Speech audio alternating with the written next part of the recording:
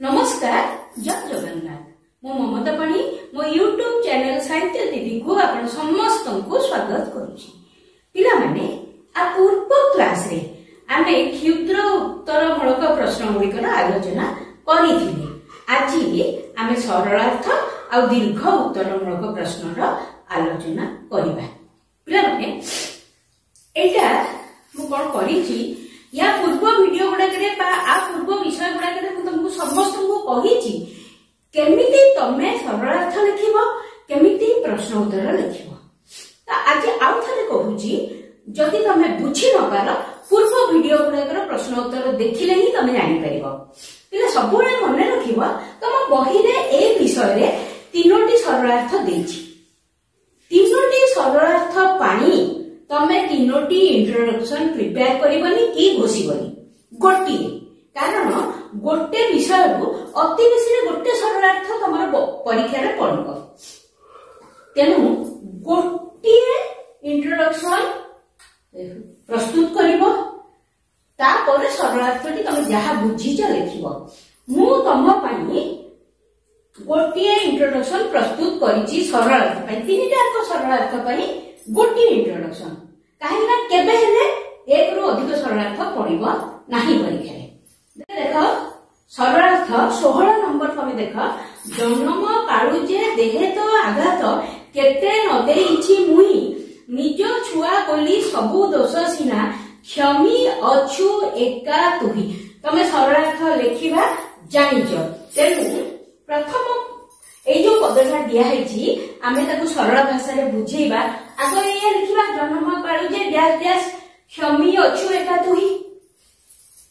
तापर कोन हबा कोन लेखा हबा ना उद्धृतांशटी मरियासी नारी कवि विद्युत प्रभा देवींकर माटी पानी पवन कविता संकलन संग्रहित सर्वं सहा माटी शीर्षक कवितार उद्धृत।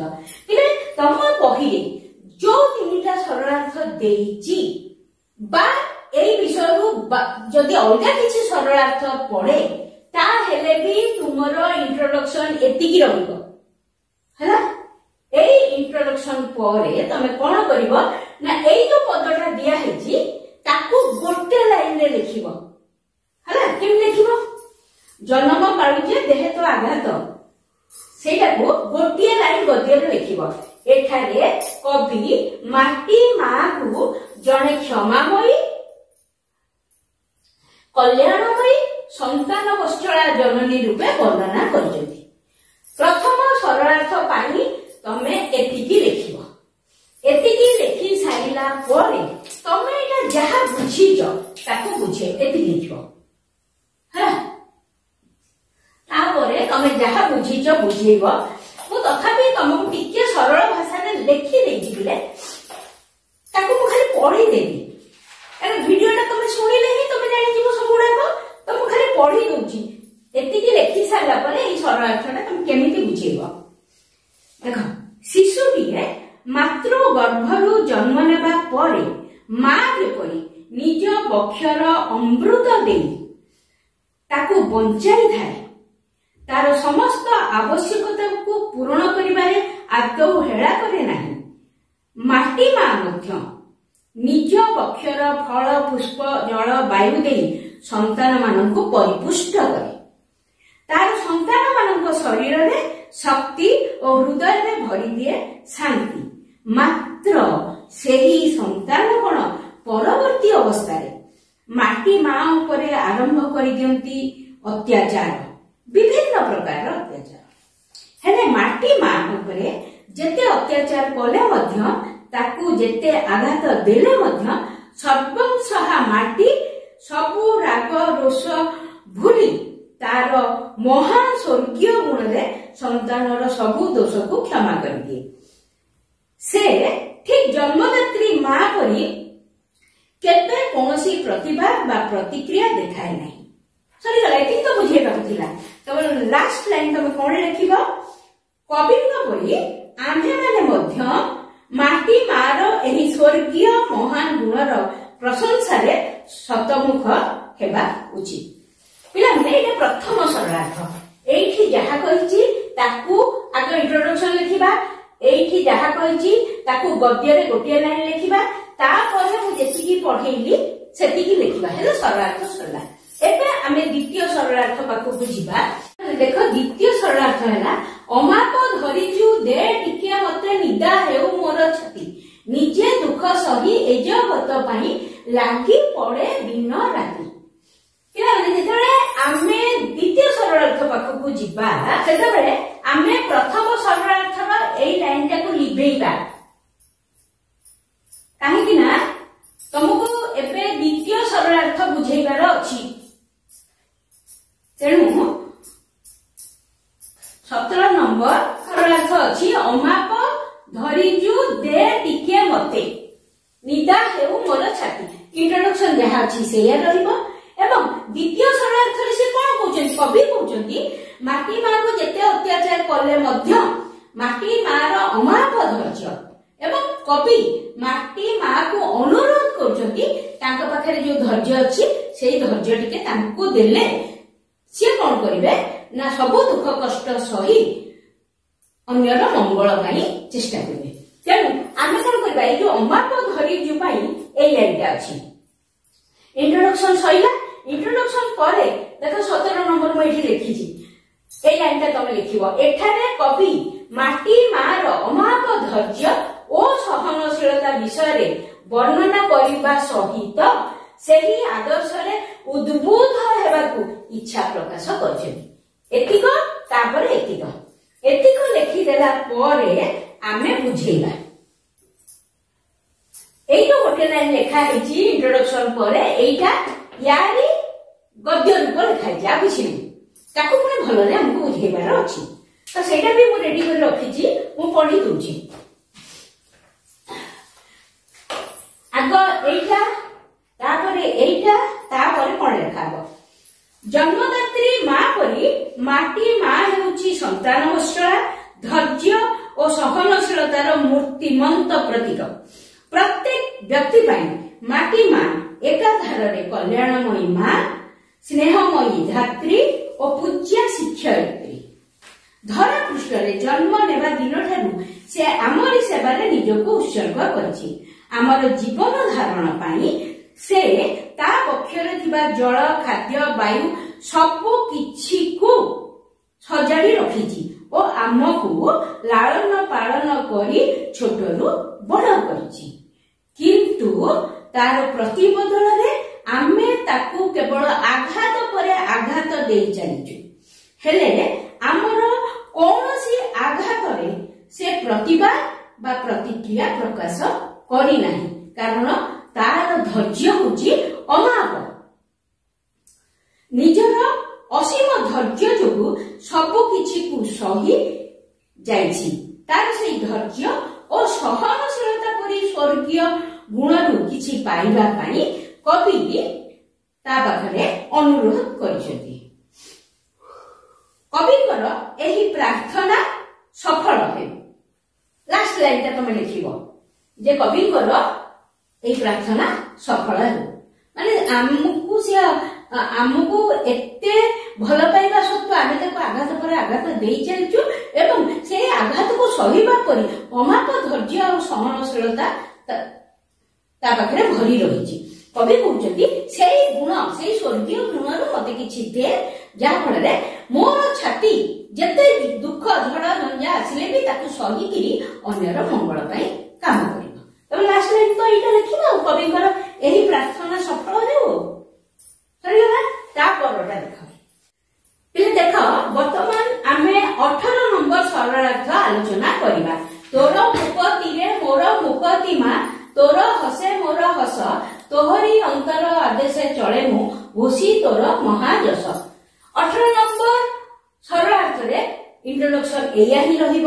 ସେଇ ଗୋଟିଏ ଇଣ୍ଟ୍ରୋଡକ୍ସନ ତମେ ପ୍ରସ୍ତୁତ କରିବ ଏବଂ ତା ପର ଲାଇନ ଯୋଉଟା এইটাକୁ ଗଦ୍ୟରେ ଆମେ ପ୍ରକାଶ କରିବା କେମିତି। ଏଠାରେ କବି ମାଟି ମାର ମୁକ୍ତି ସହିତ ତା ସନ୍ତାନର ମୁକ୍ତି ଏବଂ ତାର ଖୁସି ସହିତ ତା ସନ୍ତାନର ଖୁସି ଜଡ଼ିତ ଅଛି, ଏଇ ବାଣୀ ଉପରେ ଆଲୋକପାତ କରିଛନ୍ତି। ମାଟି ମାର ମୁକ୍ତି ସହିତ तार संतानर मुक्ति माटी मार सुख सहित ता संतानर सुख जड़ित होइकरी अछि बा ओतप्रोत भाबरे जड़ित एई कथा पर आलोकपात करछथि या परे परे एटा एठो जिवो तापरे जेंति बुझेया कथा तमे बुझेबो मु कहि दोची मु तुमको बहुत छोट करिकि लिखिकरी ये करछि देखो जन्म माटीर दीर्घ दिनर पराधीनतार रात्रि पाहिबार समय पाखी आसुछि ओ स्वाधीनतार नूतन सूर्य उदित हेबारे आउ बेसी देरी नाही एकथा अनुभव करी कवि आनंदित होइछन्ति जन्मभूमिर मुक्ति सहित तार संतान मानकर मुक्ति जड़ित होई रहिछि जन्मभूमिर सुखर दिन पाखई आसिलानी बोली जानी कवि तार जयगान रे आनंद अनुभव करछन्ति ओ जन्मभूमिर जस और गौरव रक्षा पाई निजकु उत्सर्ग करबाकू आगभर होइछन्ति भारत वर्षर महान ऐतिह्य और आध्यात्मिकतार सुरक्षा ही जन्म माटीर आदेश एवं सेही आदर्श को मानी जन्मभूमिर जस कीर्ति गाई जीवाकू कवि आह्वान करछन्ति एति बुझे देलो लास्ट शेष धारी तुम कोन लिखबो लास्ट पैराग्राफ वास्तविक कविंकर एही आह्वान को मानि नेबा ही हमर परम कर्तव्य कवि जोथि पाई हमको आह्वान दोजति आमे सेना मानि नेबा ही हमर परम कर्तव्य पिले वर्तमान तीनोटी जाक सरलार्थ आमे आलोचना करि देले या परे आमे दीर्घ उत्तरमूलक प्रश्न गुड़िकर आलोचना करिबा पिला माने वर्तमान आमे दीर्घ उत्तरमूलक प्रश्नर आलोचना करिबा हला ता पूर्वरु मु तुम गोटे कथा कहूची एथिरे तमर तीनोटी दीर्घ उत्तरमूलक प्रश्न अछि ए तीनिटा पई तमे कोन तीनिटा इंट्रोडक्शन मुखस्थ करिवो कि करिवनी से तीनोटी प्रश्न पानी मु गोटिया इंट्रोडक्शन लिखिछि ता भितरु जे कोनोसी प्रश्न आसी पारे सर्वं सहा माटीर जे कोनोसी प्रश्न आसीबो एई बहिरे थिबा तीनटा प्रश्न भितरु गोटे आसी पारे बा ता मन इच्छा गोटे पकई देई पारे किंतु इंट्रोडक्शन एया ही रहिबो एई पर्यंत तापरे 19 नंबर प्रश्न पई एतिकी रहिबो 20 नंबर प्रश्न पई एतिकी रहिबो 21 नंबर प्रश्न पई एतिकी रहिबो तापरे एई प्रश्न उत्तर तुम बुझेइबो आगो देखो मु पढुची 19 नंबर जेते बेले आमे आलोचना करिबा इंट्रोडक्शन ता करूबे पढिबी इंट्रोडक्शन सब प्रश्न पई पढिबिनी किंतु सब प्रश्न पई गोटी इंट्रोडक्शन हैला 19 नंबर प्रश्न होची पठित कविता अवलंबन रे माटी प्रति कविकर मनोभावर परिचय प्रदान कर पिले जेते बेले तमे परीक्षा हॉल रे क्वेश्चन देखिबो सब बेले गोटे जिंस मन रखिबो क्वेश्चन टिको भल्लो भाबरे बुझिबो आग प्रश्नटी भल भाबरे बुझी सारा परे तुमको उत्तर लिखिबा पई सहज हो एठी प्रश्न अछि जे माटी प्रति कविकर मनोभावर परिचय कवि माटी को कोन भाबुचंती सेति कि हमर दरकार आंसर टोटल कविता रे जहा अछि सब लिखिया दरकार नै आ जति कोनोसी पिला प्रश्न बुझी पाबनी बा तमनको भितरु जति केही प्रश्न बुझी पारनो कम से कम प्रश्न छाड़ी किरी आसीबो नाही इंट्रोडक्शन लिखिलो तापर किछि नहले भी सारा कथा लिखिबो लिखिले ले किछि नंबर तमे पाई जिवो हैला किंतु सबले प्रश्नटा बुझिबो कवि कोन एठी कहिया बुझाबेली माटी प्रति कविंकर मन हबो माटी को से कोन भाबुचनी सेति कि होची हमर उत्तर आगो इंट्रोडक्शन को ओडिया कविता जेउ सारस्वत साधक साधिका मानकर बौद्धिक चेतना रे समृद्ध सेमानक मध्यरे नारी कवि विद्युत प्रभा देवी एक स्वतंत्र मर्यादार अधिकारिणी से 1926 मसिया कटक जिलार आली अंतर्गत नाटरा ग्राम रे जन्म ग्रहण करथिले सरल भाषा कोमल भाव एवं मंजुल शैली तांको सृष्टि गुड़िकर मुख्य आधार तांको सृष्टि गुड़िकरे स्वदेश प्रीति पल्ली प्राणता तथा आध्यात्मिकतार सुसमन्वय देखिबाकू मिली थाए ଏହି ସଫଳ ସ୍ରଷ୍ଟାଙ୍କର ସୃଷ୍ଟି ସମ୍ଭାର ମଧ୍ୟରେ କବିତା ସଂକଳନ ଝରା ଶିଉଳି, ସବିତା, ବିହାରୀୟସୀ, କନକା କୁଞ୍ଜଳି, କାକଳି, ସ୍ୱପ୍ନଦୀପ ଇତ୍ୟାଦି ତାଙ୍କର ଅନନ୍ୟ ପ୍ରତିଭାର ପରିଚୟ ପ୍ରଦାନ କରନ୍ତି। ସଞ୍ଚୟନ କବିତା ସଂକଳନ ପାଇଁ ସେ ଓଡ଼ିଶା ସାହିତ୍ୟ ଏକାଡେମୀ ପୁରସ୍କାର ପାଇଛନ୍ତି। ସର୍ବଂସହା ମାଟି କବିତାଟି କବିଙ୍କର ମାଟି ପାଣି ପବନ କବିତା ସଂକଳନରୁ ସଂଗୃହୀତ। ଏଇଟା ହଉଛି ଇଣ୍ଟ୍ରୋଡକ୍ସନ। ଯେ କୌଣସି ଲଙ୍ଗ କ୍ୱେଶ୍ଚିନ୍ ପଢିବ ବା ଦୀର୍ଘ ପ୍ରଶ୍ନ ପଢିବ ତାହାର ଉତ୍ତର ଇଣ୍ଟ୍ରୋଡକ୍ସନ ହଉଛି ଏଇ ପର୍ଯ୍ୟନ୍ତ ହେଲା। ତାପରେ 19 ନମ୍ବର ପ୍ରଶ୍ନ ଅନୁସାରେ ତମେ ଏଇଠୁ ଆରମ୍ଭ କରିବ। ମାଟି ପାଣି ପବନ କବିତା ସଂକଳନରୁ ସଂଗୃହୀତ। ଏହି କବିତାରେ କବି ମାଟିକୁ ମା ସହିତ ତୁଳନା କରି ମାଟି ମାର ମହନୀୟ ଗୁଣାବଳୀ ବର୍ଣ୍ଣନା କରିଛନ୍ତି ଓ ମାଟି ମାର ସୁରକ୍ଷା ତଥା ସମ୍ମାନ ରକ୍ଷା ପାଇଁ ସଚେତନ ରହିବାକୁ କହିଛନ୍ତି।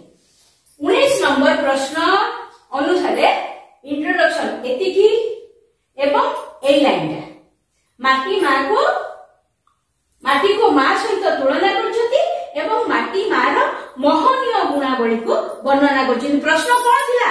କବିଙ୍କର ମାଟି ପ୍ରତି ମନୋଭାବ। କବି ମାଟିକୁ କଣ ଭାବୁଛନ୍ତି? ଏଇଠି ଉତ୍ତର ଗୋଟେ ଲାଇନରେ ହେଇଗଲା। ମାଟି ମାକୁ ମା ସହିତ ତୁଳନା କରି ମାଟି ମାର ମହନୀୟ ଗୁଣାବଳୀର ବର୍ଣ୍ଣନା କରିଛନ୍ତି ଏବଂ ମାଟି ମାର ସୁରକ୍ଷା ତଥା ସମ୍ମାନ ରକ୍ଷା ପାଇଁ ସଚେତନ ହେବାକୁ କହିଛନ୍ତି। ଏଇଟା ପୁରା 19 ନମ୍ବର ଯଦି କରିବ ପୁରା ଏତିକି ଯାଏ ହଉଛି 19 ନମ୍ବର ପ୍ରଶ୍ନର ଇଣ୍ଟ୍ରୋଡକ୍ସନ ହେଲା। ତାପରେ ତାକୁ ବୁଝେଇବା। ଏଇଟା ବି ମନେ ରଖ, ଏଇଟା 19 ନମ୍ବର ପର୍ଯ୍ୟନ୍ତ। 19 ନମ୍ବର ଏଇ ପର୍ଯ୍ୟନ୍ତ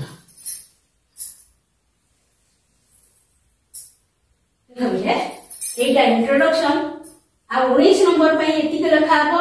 তারপরে মু তোমাকে পড়ুছি, তোমাকে উত্তর গুড়িক মু লিখি দিয়েছি, মু পড়ি দেছি। প্রথম পয়েন্ট করিকি লিখিছি।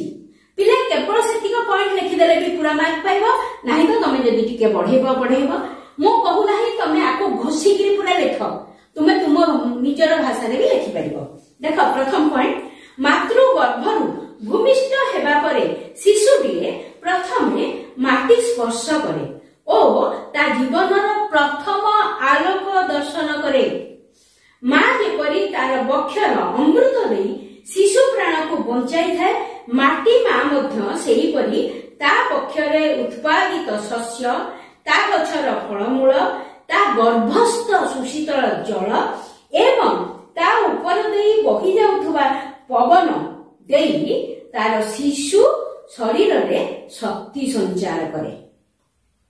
শিশুটির সুনিদ্রা পাই সে বিছাই দেইଥାଏ ঘাসର ଗାଲିଚା। ସନ୍ତାନର ସବୁ ଅଳି ଅଦଳି ରାଗ ରୋଷକୁ ସହ୍ୟ କରି ଅତ୍ୟନ୍ତ ସ୍ନେହରେ ତାକୁ ମା ପରି ପାଳନ କରେ। ପ୍ରଥମ ପଏଣ୍ଟ କବିଙ୍କର ମନୋଭାବ। ପ୍ରଥମ ପଏଣ୍ଟ କଣ ଲେଖିବ? ମା ଯେମିତି ଆମକୁ ଖାଇବାକୁ ଦେଇକି ବଡ କରେ, ମାଟି ମା ମଧ୍ୟ ସେମିତି ଆମକୁ ଖାଇବାକୁ ଦିଏ ଏବଂ ସୁନିଦ୍ରା ହବା ପାଇଁ କଅଁଳ ଘାସର ଗାଲିଚା ବିଛେଇ ଦିଏ। ମନେ ପକେଇବ। ଦ୍ୱିତୀୟ ପଏଣ୍ଟ କଣ? ଖାଲି ତ ଖାଇବାକୁ ଦେଇଦେଲେ କି ଶୋଇବାକୁ ଦେଇଦେଲେ ହେଇଗଲାନି ନା। ଦ୍ୱିତୀୟ ପଏଣ୍ଟ ଦେଖ, କେବଳ ଭୋଜନ ଶୟନ ନୁହେଁ, ତା ସନ୍ତାନଟି ଯଦି ଅସୁସ୍ଥ ହେଇଯାଏ ମାଟି ମା ତା ପକ୍ଷରେ ସାଇତି ରଖିଥିବା ଚେର, ଫଳ, ଫୁଲ, ପତ୍ର ଇତ୍ୟାଦିକୁ ଔଷଧ ରୂପେ ଯୋଗାଇ ଦେଇ ତାକୁ ସୁସ୍ଥ କରିଥାଏ। ଇଏ ତ ଗଲା ଶାରୀରିକ ସୁସ୍ଥତା କଥା। ମାନସିକ ଭାବରେ ତାର ସନ୍ତାନକୁ ସୁସ୍ଥ ରଖିବାକୁ ସେ ଯତ୍ପର ନାସ୍ତି ଚେଷ୍ଟା କରିଥାଏ, କାରଣ ସିଏ ଭଲ ଭାବରେ ଜାଣିଛି ଯେ ବ୍ୟକ୍ତିର ସର୍ବାଙ୍ଗୀନ ଉନ୍ନତି ପାଇଁ ଉଭୟ ଶାରୀରିକ ଓ ମାନସିକ ସୁସ୍ଥତା ଅପରିହାର୍ଯ୍ୟ। ସେଥିପାଇଁ ମାଟି ମା ନଦୀ ଓ ସମୁଦ୍ରରେ ଅନେକ ଚିତ୍ତୋଲ୍ଲାସକ ଦୃଶ୍ୟ ସଜେଇ ରଖିଥାଏ। ଜଳଜୀବ ମାନଙ୍କର କ୍ରୀଡ଼ା କୌତୁକ ଓ ପଶୁ ପକ୍ଷୀ ମାନଙ୍କର ଖେଳ କୁଦ, ବନ୍ୟ ପକ୍ଷୀ ମାନଙ୍କର କାକଳି ଆମ ମନରେ ଭରିଦିଏ ଅପୂର୍ବ ଆନନ୍ଦ। ଏଥିପାଇଁ କବି ଗାଇଛନ୍ତି, ବୁକୁ ମୋ ଫୁଲାଏ ଆଖି ମୋ ଭୁଲାଏ। ସେ ପଦଟା ଲେଖି ପାରିବ ତମେ ଏଠି। ବାସ୍ତବିକ माटी प्रति एटा लास्ट दीटा पॉइंट एटा गोटे तृतीय पॉइंट एटा आ किछि नाही लास्ट रे कोन लिखिबो वास्तविक माटी प्रति कविंकर ममत्व बोध खूब बेसी से माटीर सुरक्षा निमंते परोक्षरे हमको सूचना दैछंती आमे माने जदि एबे ठारू ए दिगरे सचेतन न हेबा तेबे भविष्यत रे समस्त जीव जगत पई ताहा क्षतिकारक हो सरीला तिबे कविंकर मनोभाव माटी प्रति हैला प्रथम रे लिखिबो से जो खाद्य दउची हमको बढ़िया पे एवं केमती घासर बिछाना दउची सोया पे तापर लिखिबो कोन जे भोजन शयन नुहे जदि से आमे असुस्थ हो जाऊ केमती से हमको औषध देकी भल करे एवं खाली शारीरिक सुस्थता नुहे आमर मानसिक सुस्थता पाई मध्य से सबुले सजग थाए सेठी नई समुद्र कथा लिखिबो बण पक्षी डाक कथा लिखिबो पशु मानकर खेलकूद कथा लिखिबो सरी गला आ किछि नै हला तापर जिबा हमें 20 नंबर माने 19 नंबर प्रश्न रो उत्तर तो हमें आलोचना करि लेले वर्तमान देखो 20 नंबर प्रश्न रो उत्तर इंट्रोडक्शन जहा अछि एई पर्यंत पूरा रहिबो 20 नंबर पई गोटे लाइन लिखाई छी माटीर सर्वंसहा गुणर जयगान करिबा सहित माटी ठारू धैर्य और सहनशीलता परि स्वर्गीय गुण गुडी को शिक्षा करी निजको जनमंगल कार्य रे नियोजित करबा को इच्छा पोषण करछन्ती प्रश्न होछि माटी सर्वंसहा यार यथार्थता प्रतिपादन कर माटी जे सर्वंसहा एटा हमको देखैबार अछि आगो प्रश्न बुझी जा माटी सर्वंसहा एटा हमको देखैबार अछि इंट्रोडक्शन एया रहिबो एवं तापरे 20 नंबर जेति कि लिखाई छी एई पर्यंत सेटा रहिबो तापरे को पढी दोची मु छोट करिके लिखिछी तमे इच्छा कला आ पढी परिबो देखो सेति कि परे माटी मा हमर जन्मदात्री मा परी वात्सल्यर मूर्तिमंत प्रतीक मातृ गर्भरु भूमिष्ठ हेबा परे आमे प्रथमे माटी स्पर्श करू मा जेपरी आमकु तार बक्षर अमृत देई बढ़ई थाए माटी मा मध्य तार फूल फल जल वायु इत्यादि देई आम शरीर को परिपुष्ट करथाए किंतु ता परिवर्ते आमे माटी मा उपरे विभिन्न प्रकार अत्याचार करिथाउ ता उपरे मल मूत्रादि त्याग ठारू आरंभ करी खनन कर्षण इत्यादि अनेक किछि कार्य करथाउ किंतु माटी मा आमर हेई अत्याचार पाई केबे भी प्रतिवाद करेनी कारण से सर्वंसहा एटा फर्स्ट पॉइंट द्वितीय पॉइंट बुझबा मा जेपरी निजर समस्त सुख स्वाच्छंद को निज संतानर खुशी पाई बळी देई थाए संतानर सबु अळी अर्दळी राग रोष को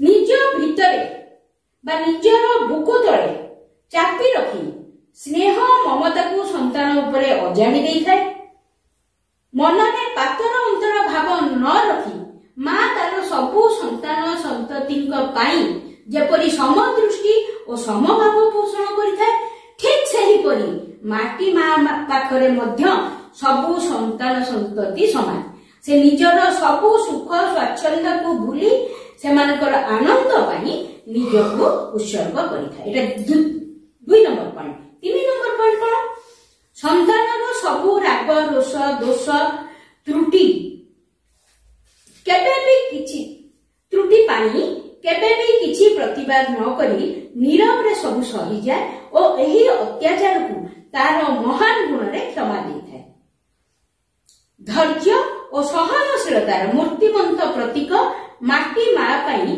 कविंक परी आमे समस्ते संवेदनशील और यत्नशील हेबा उचित एठी तीनिटा एक पॉइंट रे से माटी केमती मा केमती सर्वंसहा माटी केमती सर्वंसहा एति की ही बुझीचंती हैला आ किछि नै तापर आमे जिबा 21 नंबर प्रश्न पिला माने 21 नंबर प्रश्न होची माटी मार जय गान रे कवि शतमुख एहाको पठित कविता अनुसरण रे वर्णना कर कवि केमिति माटी मार जशगान करचंती जयगान करचंती तार कीर्ति को केमिति बखाणी जदी सेही बाबत रे हमको बुझेबार अछि इंट्रोडक्शन जहा अछि ताहा रहइबो एवं ए पर्यंत पूरा रहइबो 21 नंबर देखो तळे मु देछि लेखिछि एठारे ମାନବ ଜୀବନ ପ୍ରତି ମାଟିର ମହନୀୟ ଅବଦାନକୁ କବି ମୁକ୍ତ କଣ୍ଠରେ ଘୋଷଣା କରିଛନ୍ତି ଏବଂ ନିଜ ଜନ୍ମ ମାଟି ଭାରତ ବର୍ଷର ପବିତ୍ର ମୂର୍ତ୍ତିକାର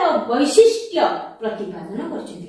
ମାଟି ମାର ମହନୀୟ ଅବଦାନ, ମାନବ ଜାତି ପାଇଁ ମାଟି ମାର ମହନୀୟ ଅବଦାନ ଏବଂ ଭାରତ ମାଟିର ପବିତ୍ର ମୂର୍ତ୍ତିକାର ବୈଶିଷ୍ଟ୍ୟ, ଏ ଦୁଇଟା ଜିନିଷ ବର୍ଣ୍ଣନା ହେଇଛି। ଦେଖ ଏତିକି ରହିଗଲା, ତାପରେ ଏତିକି ରହିଗଲା, ତାପରେ ଦେଖ ଫାର୍ଷ୍ଟ ପଏଣ୍ଟ, କବି ମାଟି ମାର ସନ୍ତାନ ପ୍ରତି ଥିବା ତ୍ୟାଗ ଓ ମହନୀୟ ଅବଦାନକୁ ଅଙ୍ଗେ ନିଭେଇଛନ୍ତି ଓ ମୁକ୍ତ କଣ୍ଠରେ ଘୋଷଣା କରିଛନ୍ତି। ତାଙ୍କ ମତରେ ସେ ଜନ୍ମ ଜନ୍ମାନ୍ତର ତପସ୍ୟାର ଫଳସ୍ୱରୂପ ଭାରତବର୍ଷ ପରି ଦେବଭୂମି ତଥା ବୀରଭୂମିରେ ଜନ୍ମ ଲାଭ କରିବାର ସୌଭାଗ୍ୟ ପ୍ରାପ୍ତ ହୋଇଛନ୍ତି। ଭାରତବର୍ଷର ମାଟି କେବଳ ତୁଚ୍ଛ ଗୋଡ଼ି ମାଟି ନୁହଁ ବା ପଥର ନୁହଁ, ବରଂ ଏହି ମାଟିର ପ୍ରତିଟି ଅଣୁ ପରମାଣୁରେ ଭରି ରହିଛି ଆଧ୍ୟାତ୍ମିକ ଚେତନା। ଏ ମାଟିର ପ୍ରତିଟି ଧୂଳିକଣା ବହୁ ମହାମନୀଷୀଙ୍କ ପଦସ୍ପର୍ଶରେ ପବିତ୍ର ହୋଇଛି ଏବଂ ଅନେକ ବୀରଙ୍କ ରକ୍ତ ଏ ମାଟିକୁ ଗରିହାନ କରିଛି। ତେଣୁ ସେତିକି ତପସ୍ୟା ନଥିଲେ ଏ ଭୂମିରେ ଜନ୍ମ ହେବା ସମ୍ଭବ ନୁହଁ।